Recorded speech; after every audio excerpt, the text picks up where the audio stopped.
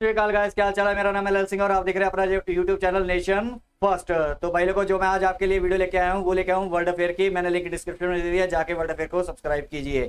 तो जो इसका टाइटल दिया हुआ है प्रशांत धवन सर ने, वो दिया हुआ है brutal reply by Jaishankar to Pakistani foreign minister Bhutto at SCO summit. तो आप लोगों को जैसे पता चल ही गया होगा, आपने इंटरव्यूज भी देख लिए होंगे, जैसे मैंने भी बता चुका हूँ सारा कुछ।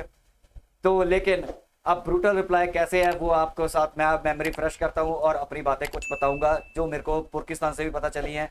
वो बातें मैं आपके साथ शेयर करूंगा। चलिए मिलके देखते हैं। तो एंड में इसी वीडियो को पूरा देखेंगे तो एंड में ही मैं इसके अपना व्यू पॉइंट बात करेंगे। तो प्लीज आप लोगों ने शायद वीडियो देख ली है, अगर देख ली है तब भी मेरे साथ प्लीज सपोर्ट के लिए आप पूरी वीडियो देखना, सपोर्ट हो जाएगी भाई को। और एंड में मैं अपना व्यू पॉइंट आपको जरूर दूंगा।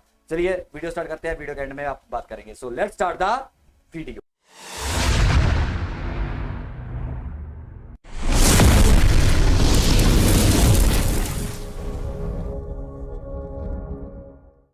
नमस्कार and welcome you all to world affairs. मैं हूं प्रशांत धवन। नाउ इस वीडियो में हम डिस्कस करेंगे कि किस तरीके से एससीओ समिट में पाकिस्तान ने बिना वजह कश्मीर का मुद्दा उठाया और इंडिया ने ऐसा जवाब दिया है। मुझे उम्मीद थी नहीं कि डॉक्टर एस जयशंकर इतना अग्रेसिवली पाकिस्तान के बारे में बोलेंगे इस समिट में। मैंने आज से पहले कभी भी ऐसा अग्रेशन एक विदेश मंत्री की तरफ से देखा नहीं। मैं आज सुबह सुबह ना ये फुटेज देख रहा था।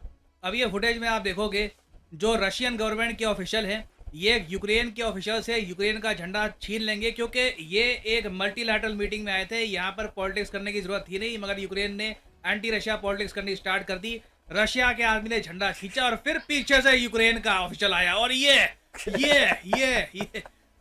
अब ऑनेस्टली ना, मैं सुबह ये वीडियो देखकर काफ़ी चिंतित था कि दुनिया कहाँ जा रही है वगैरह। मगर ऑनेस्टली अब जिस तरीके से डॉक्टर एस जयशंकर ने जवाब दिया पाकिस्तान को, मैं यहाँ पर ये कहूँगा ये दोनों बच्चे हैं। यहाँ पर ये हाथापाई करना, धक्के देना, मुक्के मारना, ये बच्चे करते हैं। क्योंकि जो डैमेज आप शब्दों से कर सकते हो ना, मुक्को लातों से वैसा डैमेज हो नहीं सकता। और इंडिया को देखिए एक प्रॉपर रिप्लाई देना ही था पाकिस्तान को, क्योंकि देखिए इंडिया आज के समय एससीओ समिट होस्ट कर रहा है। इंडिया 2023 का होस्ट है। पाकिस्तान के विदेश मंत्री इसलिए भारत में आए। एससीओ पर बात होनी थी, एससीओ के जो एजेंडा है इस पर बात होनी थी। मगर पाकिस्तान में इसी साल मोस्ट प्रोबेबली जनरल इलेक्शन भी होने हैं, क्योंकि इनके संविधान के हिसाब से तो एटलीस्ट लिखा हुआ है कि एक सर्टन टाइम फ्रेम में इलेक्शन होने चाहिए। तो बाय डिफॉल्ट 14 अक्टूबर 2023 में इलेक्शन होने चाहिए। हालांकि पाकिस्तान के रक्षा मंत्री ने यह कहा है कि इनके देश के पास इतना पैसा ही नहीं है कि ये लोग इलेक्शन करवा पाए, मगर फिर भी लोग मान के चल रहे हैं कि इलेक्शन सीजन पाकिस्तान में पास में ही है। तो इन लोगों ने देखो इंडिया में आकर ना बिना वजह कश्मीर का मुद्दा रेस किया। ऑब्वियसली टारगेट यही था कि पाकिस्तान की जनता को लगे कि इनके जो विदेश मंत्री है इंडिया में गए, कश्मीर का मुद्दा रेस किया। मगर एससीओ के फोरम को गलत तरीके से यूज करना कश्मीर के लिए ये बहुत ज़्यादा गलत है। बट मैं ये कहूँगा, देखिए पाकिस्तान की जो पब्लिक है वहाँ पे एंटी इंडिया सेंटिमेंट इतना स्ट्रांग है कि जब बिलावल भुट्टो से डॉक्टर एस जयशंकर मिले तो बस डॉक्टर एस जयशंकर ने नमस्ते किया इनको दूर से और उसके बाद कहा कि आप आगे बढ़िए। पाकिस्तान के लोग इस बात से ही गुस्सा हो गए कि बिलावल भुट्टो ने वापस नमस्ते क्यों करी। पाकिस्तान के लोग चाहते थे कि बिलावल भुट्टो जिस तरीके से आदाब वगैरह कुछ करते जो पाकिस्तान की पब्लिक पसंद करती। तो इतने छोटे से इशू पर भी ना पाकिस्तान की पब्लिक प्रेशर डाल रही थी अपने विदेश मंत्री पर, और इनके विदेश मंत्री को बाद में जस्टिफिकेशन देनी पड़ी कि देखिए सिंध जहाँ से ये है, सिंध जो प्रोविंस है पाकिस्तान का, वहाँ से बिलोंग करते हैं बिलावल भुट्टो। इन्होंने कहा कि सिंध में बड़ा कॉमन है, हम काफ़ी बार इस तरीके से हाथ जोड़ के एक दूसरे को ग्रीट करते हैं, तो इट इज़ वेरी कॉमन। और फिर ये जस्टिफिकेशन देने के बाद ना पाकिस्तान के विदेश मंत्री ने बिना वजह कश्मीर का इशू रेस कर दिया इंडिया में।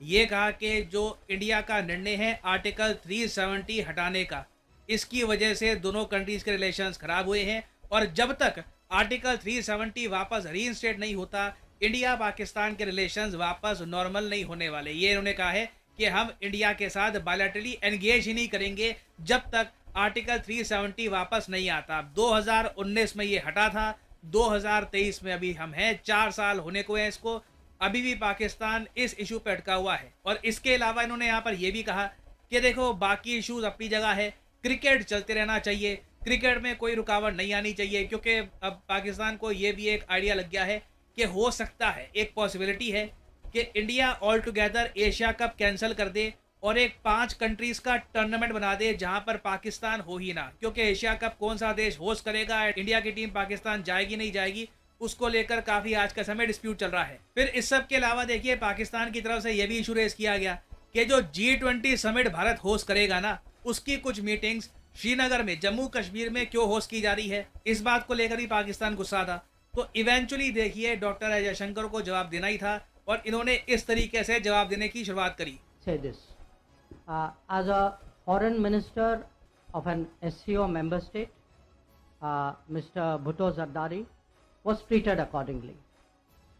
As a promoter, justifier, and I'm sorry to say spokesperson of a terrorism industry, which is the mainstay of Pakistan, his positions were called out and they were countered, including at the SCO meeting itself. तो यहाँ पे आपने सुना doctor Ajay Shankar ने ये कहा कि Pakistan SCO का मेंबर है, तो उसके हिसाब से हमने उनका वेलकम किया, मगर पाकिस्तान की जो मेन इंडस्ट्री है आतंकवाद, और उसके जो स्पोक्समैन बने हुए हैं पाकिस्तान के विदेश मंत्री, पाकिस्तान की टेरर इंडस्ट्री के बहुत ज़्यादा कड़े शब्द हैं। मतलब ऑलमोस्ट आप कह लीजिए पाकिस्तान के विदेश मंत्री रिग्रेट कर रहे होंगे कि क्यों इन्होंने कश्मीर का इशू रेज भी किया। आपका दूसरा जो था वो G20 के बारे में था। Now, you know, I don't think there is a G20 issue to debate with anybody. Certainly not with a country which is nothing to do with the G20. I mean, Jammu and Kashmir was, is, will always be a part of India. And the G20 meetings are held in all the Indian states and union territories, so it is completely natural that it is held there. तो G20 के बारे में भी यहाँ पर जवाब दे दिया कि क्या पाकिस्तान G20 का मेंबर है? नहीं है ना। तो जिस ग्रुप का पाकिस्तान मेंबर ही नहीं है तो उनको क्या यहाँ पे मतलब है कि G20 की मीटिंग कहाँ पे होती है? और अगेन कश्मीर, जम्मू कश्मीर इंडिया का पार्ट है, तो वहाँ पे तो ऑब्वियसली मीटिंग होगी, उसमें कोई नई बात क्या है। तो बहुत ज़्यादा स्ट्रेट फॉरवर्ड जवाब दिया है। और आगे यहाँ पर सुनिए। You know, on this matter, the terrorism matter, I mean, I would say Pakistan's credibility is depleting even faster than its forex reserves. Absolutely no mercy, brutal जिसको कहते हैं ना, कंप्लीट नॉकआउट। जितना पाकिस्तान का विदेशी मुद्रा भंडार जिस तरीके से गिर रहा है, उसी तरीके से जो इनकी क्रेडिबिलिटी है वो भी लगातार गिर रही है आतंकवाद के मामले में। तो पाकिस्तान आतंकवाद के मामले में जो भी कहता है, दुनिया सीरियसली इसको लेती नहीं है, क्योंकि अगेन इनके वर्ड की, इनके स्टेटमेंट्स की कुछ ज़्यादा इंपॉर्टेंस है नहीं, उसके पीछे कुछ ज़्यादा एक्शन, कुछ वेट है नहीं। तो बहुत ज़्यादा मैं कहूँगा कि स्ट्रॉन्ग आंसर्स दिए हैं डॉक्टर अजय शंकर ने। और क्लियरली यहाँ पर पाकिस्तान के विदेश मंत्री को सिंपली समिट अटेंड करके चले जाना चाहिए था। बिना वजह इन्होंने, आप कह लीजिए फ्यूचर में अगर कुछ पॉसिबिलिटी भी थी इंडिया पाकिस्तान की बातचीत की, ये भी रुइन कर दी है। और इससे इन दी एंड लॉस रीजन को ही होगा। ये जो पाकिस्तान की अजीब सी जिद है कि 4 साल पहले जो कोई एक स्पेशल स्टेटस था वो वापस लेके आओ तब हम बात करेंगे, इट इज़ अनरीजनेबल। और लॉन्ग टर्म में देखिए इससे नुकसान पाकिस्तान के आम लोगों को ही होगा और पाकिस्तान एज ए कंट्री ही सफ़र करेगा। यहाँ पर मैं ये भी ऐड कर दूँ कि लाइफ में अगर आप एक बार प्रॉपरली एक एग्जामिनेशन की जारी करना चाहते हैं, घर बैठे या काम करते हुए कहीं भी, तो अनअकैडमी के क्वालिटी कोर्सेज आप परचेज कर सकते हैं at a heavy discount. Example लेट से आप प्रिपेयर कर रहे हैं यूपीएससी के लिए, पीएससी का कोर्स जिसके अंडर परचेज करना है या 6 महीने कभी भी पे मत कर देना, simply code use out of money. So use the code PD10 and save money. सो इसी नोट के साथ ये है वीडियो का अंत। Thank you for listening and as always God bless you all. चलिए यहाँ पे होगी वीडियो खत्म। तो जैसे कि मैंने आप लोगों को बोला है कि बहुत ब्रूटल दिए हैं जवाब। मैं इसी वजह से आपको बोलता हूँ कि मुझे गवर्नमेंट पे पूरा विश्वास है, लेकिन जो अमर की आशा वाले हैं ना यहाँ पे इंडिया में बैठे हुए हैं, उन पे कोई विश्वास नहीं है। तो जैसे कि इन्होंने बोला था, अब ये एक बात और कर लेता हूँ कि रीजन पे इसका इम्पैक्ट पड़ेगा। यार पाकिस्तान से मेरे को ये नहीं समझ आती, आप फिर भी एक सॉफ्ट कॉर्नर रखते हो, डरते हो। ये मेरे को ना महसूस होता है कभी कभी भी ना, हमारे कई बंदे कहते हैं कि यार पाकिस्तान से बात नहीं हुई तो रीजन पे फर्क पड़ेगा। अबे हमारे पे क्या फर्क पड़ना है यार, हमें सेंट्रल एशिया का रूट चाहिए। पीओ के वापस लेने की बात उठ रही है, ठीक है। और मैंने ट्वीट पे भी लिख दिया अपने, और चीमे को लिखा, उसने लिखा था कि क्या इंडिया पीओ के ले लेगा। उसमें मैंने लिख दिया था कि याद रखना 2030 से पहले इंडिया पीओ के वापस लेगा ही लेगा। और दूसरी बात मैंने ये लिखा, उसमें बोल दिया था कि तुम ये मत सोचना पुरखियो कि अगर इंडिया ने साजिश कर दी, ये कर दी, इंडिया बता रहा है। और जो इलेक्शन होंगे इसमें आप देख लेना इलेक्शन में इस बार बीजेपी की जो गवर्नमेंट अपना एजेंडा रखेगी इलेक्शन का, उसमें पीओके वापस का भी रखेगी। कुछ लोग इंडिया में सोचेंगे कि ये स्टंट है कि वोट लेने का। भाई स्टंट मान लो चाहे जो मर्जी मान लो, 370-35 से पिछली बार ही रखा था, हटा दिया। इस बार इतना विश्वास है मेरे को कि ये अगर इन्होंने रख दिया, वैसे तो 99% ये रखेंगे पीओके वापस लेने का, ठीक है। तो उसमें क्या करेंगे कि ये वापस लेके देंगे आपको, 100% लेके देंगे। अगर एजेंडे में आ गया 99% चांस आएगा। और मैंने उस ट्वीट में भी लिखा था कि तुम ये मत सोचना कि जैसे तुमने सोचोगे ना कि लेके दिखाए, ये करके दिखाए। तुम ये पाकिस्तानी हो, 1971 में भी तुम यही बोल रहे थे 2 दिन पहले 1 दिन पहले कि हम जीत जाएंगे जज्बे से। इधर तुम्हारा वो सरेंडर कर रहा था, उधर तुम गाने चला रहे थे हम जीतेंगे हम शहीद हैं। तुम्हारा इधर तब तक पेंटे उतार के बैठ भी गया था आर्मी चीफ। और 370-35 से जैसे तुम लोग कुछ नहीं ना कर पाए, ऐसे जिस दिन पीओ के वापस आएगा तुम लोग ये पुरकियो तुम लोग कुछ भी नहीं कर पाओगे, देखते रह जाओगे। क्योंकि पाकिस्तानी सारे मदरसा छाप हैं, इनको इंडिया की पॉलिसी ना, इंडिया की बातें समझ नहीं आती। इंडिया बहुत ऊपर की हाई लेवल की बातें, इंडिया की तो यार कई बड़े बड़े कंट्रीज को नहीं समझ आती कि इंडिया कर क्या रहा है। इंडिया जो बोलता है या कुछ करता है, ठीक है, लोगों को समझ आता है। क्योंकि इनको डिप्लोमेटिक भाषा भी पुरकियों को समझ नहीं आई होगी कि जयशंकर जी बोल क्या गए हैं। ये क्रूड हैं, ये जयशंकर जी ऐसे हैं, डिप्लोमेट ऐसे हैं। अबे तुम जो मर्जी भोंकते रहो, तुम हमारे मोदी साहब को बोलो कि वो बुचर है, ठीक है, तुम गलत बातें करो। वो जब वो हमको रिप्लाई दे, वो पिछली वाली बात भूल जाओ। क्यों भाई, क्यों भूल जाए पिछली वाली बात, क्यों भूल जाए? तो उनका कहना होता है कि हम जो करते हैं वो भूल जाओ, तुम जो करते हो वो करते रहो। अब क्रिकेट पे आ जाते हैं, तो क्रिकेट तो नहीं चलेगी।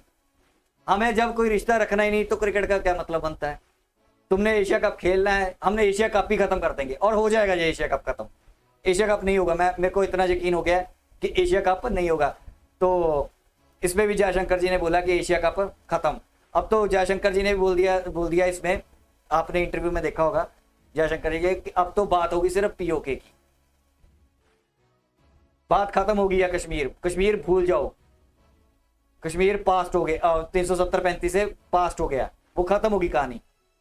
तो इनको ना समझ नहीं आती पुरखियों को ना, इनको कहा जा, इनके मुंह पे ना सीधी बात करो, इनको समझ नहीं आती। इनको बोला है कि हमने नई क्रिकेट खेलनी, इनको समझ नहीं, खेल लो, हम नहीं खेलेंगे। अरे नहीं, तुम भी बोल दो हम नहीं खेलेंगे, बस खत्म कहानी, जीरो। 4 दिन हफ्ते बाद फिर मुद्दा उठा लेते हैं, इंडिया जबकि बोलते ही नहीं इस बात पे। तो अब हमने कश्मीर का ले लिया कि हम पीओके पे बात करेंगे। अब भी इनको समझ नहीं आता कि पीओके ये इन्होंने बोल दिया तो लेना है। 3-4 जगह पे हो चुकी है बात, इंग्लैंड में भी होगी, ठीक है, बात इंग्लैंड में जाके भी कर दी है। हमारे अजय शंकर जी थे, कुछ ऐसे थे जो गए हुए थे, तो उन्होंने भी बोल दिया कि लेना है। जब 335-70 पार्लियामेंट में डिस्कस हो रहा था, जब अमित शाह जी ने बोला था कि क्या बात करते हो कि हम मर जाएंगे तो पीओके जीबीपीओके वापस लेके रहेंगे, तो इनको तब भी इंडिया के लोगों को भी तब भी बात नहीं समझ आई थी। मैं तो उसी वक्त समझ गया था कि ये गारंटीड बात होगी है। तो ये बात है। बाकी जब वो यूक्रेन वाला लड़ रहा था तो प्रशांत सर ने सही बोला है कि किसी को एक मुक्का मारोगे ना तो वो दर्द 4 दिनों में चले जाएगा, उसकी पेन, या थप्पड़ मारोगे। लेकिन जो शब्दों के तीर होते हैं ना, जो दिल में लगते हैं, वो सारी उम्र नहीं जाते। तो जयशंकर जी ने ऐसे ऐसे वर्ड यूज करते हैं, बिल्कुल सही करते हैं। मैं 110% जयशंकर जी को सपोर्ट करता हूँ। पाकिस्तानी कहते हैं रूड है, क्रूर है, अपना नहीं देखते कि कुत्ते की तरह। तुम्हें तो बोलना भी नहीं आता। जयशंकर जी तो फिर भी डिप्लोमेटिक लैंग्वेज में बोलते हैं। तुम तो बुच्चर है, ये है, वो है, बकवास मारते हो। जयशंकर जी के बारे में बकवास मारते हो, ये बैठ के बड़े बड़े बोलते हैं। तो पाकिस्तानियों को पता चल जाएगा, क्योंकि ये कहते हैं कि देखेंगे जब 370-35 हट गया, देखते रह गए। कतर में बोलते थे देखेंगे बांग्लादेश बनेगा, बन गया। अब ये देखेंगे करते रहते, देखते ही रह जाएंगे। जब जीबीपीओके इंडिया में मर्ज हो जाएगा, ये देखते ही रह जाएंगे। और मैं एक बात बता दूं, जिस दिन इंडिया में मर्ज हो जाएगा ना जीबीपीओके, इनके बाकी 3 टुकड़े भी हो जाएंगे उसी विद इन 5 ईयर। आपको इसके पाकिस्तान के 5 टुकड़े हो जाएंगे, 5 to 10 ईयर। जिस दिन इंडिया ने जीबी चलो छोड़ो पीओके ले लिया, तो ये बात है। बाकी बहुत अच्छा, मैं सल्यूट करता हूँ, लव करता हूँ जयशंकर जी से। ऐसा ही डिप्लोमेट होना चाहिए, ऐसे ही जवाब होने चाहिए, ये होती है पावर। और जो अमन की आशा वाले हैं उनकी जली है। जो मेजर साहब ने भी एक बार उसमें दिखाया था ना अपना, उनको 10 लाख सब्सक्राइबर के बाद मिला था, शील्ड मिली थी यूट्यूब से, तो उन्होंने भी दिखाया था ये काले वाली, वो इंडिया के लिए बोल रहे थे एक्चुअली में, वो भाई काली है सूची है, पुरखियों तो वैसे सूची रहती है, तो वो इंडिया के बारे में बोल रहे थे। तो उसमें मैं लास्ट वीडियो में मैंने बात नहीं की, उसमें मेरे दिमाग में से स्किप कर गई थी बात, भी मैं उस पर बता दूं कि मेजर गौरव ने क्या बोला था। तो बहुत वेल डन। वो यूक्रेन वाला तो ऐसे ही यूक्रेन आके यहाँ पे ड्रामे कर रहा है, एक अद्धे बंदे ने झंडा उठा लिया, मतलब ही नहीं बनता यार एससीओ की मीडिया, तुम्हारा झंडा उठाने का क्या मतलब, वही पाकिस्तानी वाला हाल, कश्मीर के झंडे अपने हाथ में ले लेते हैं बस, कश्मीरी कोई ले ना ले इंडियन, इनको कश्मीर के झंडे हाथ में लेने होते हैं धक्के से। चलिए यहाँ तक थी वीडियो, आई होप कि आपको वीडियो अच्छी लगी, अगर अच्छी लगी तो लाइक करो, सब्सक्राइब करो, शेयर करो, कमेंट करो। और एक बात के बोलता हूँ, रुको, वो सलवार कमीज वाली याद है, ये सलवार पहन के आया था, तो जब शंकर अपने जयशंकर जी ने बोला चल, उन्होंने बोला चल बे निकल यहाँ से, दबाओ चल दबाओ यहाँ से, और वो बहाने मार, सिंध में ऐसे ही करते हैं, सिंध में ऐसे ही करते हैं आज तुम्हारी औकात है, आधा बुला दिया तुम लोगों को, करा दिया, हाथ जड़वा दिए तुम लोगों के। इंडिया तो पूरे लोगों को हाथ जड़वा देता है, और ये बेस्ट जेस्चर है। आप किसी से हाथ मिलाते हो, कोरोना आ सकता है, कुछ आ सकता है, उसके हाथ पता नहीं नाक में डाल के आया, पिछवाड़े में डाल के आया, आगे हाथ मिला लेते हैं। तो नमस्ते और सत श्री अकाल सबसे बेस्ट जेस्चर है, और सबसे ज्यादा आप रिस्पेक्ट करते हो, जैसे आप फोल्ड करते हो ना, सत श्री अकाल भी हम ऐसे करते हैं, सत श्री अकाल, ठीक है, और हिंदू में नमस्ते भी हम ऐसे ही करते हैं, ठीक है। तो जो हाथ मिलाने का ये वेस्टर्न का है, हाथ मिलाते हैं, पता नहीं उसने कहाँ उंगलियां घसोड़ के आया होता है, ठीक है, और आपके साथ हाथ मिला लेता है, और पता नहीं कौन कौन से कीटाणु दे देता है।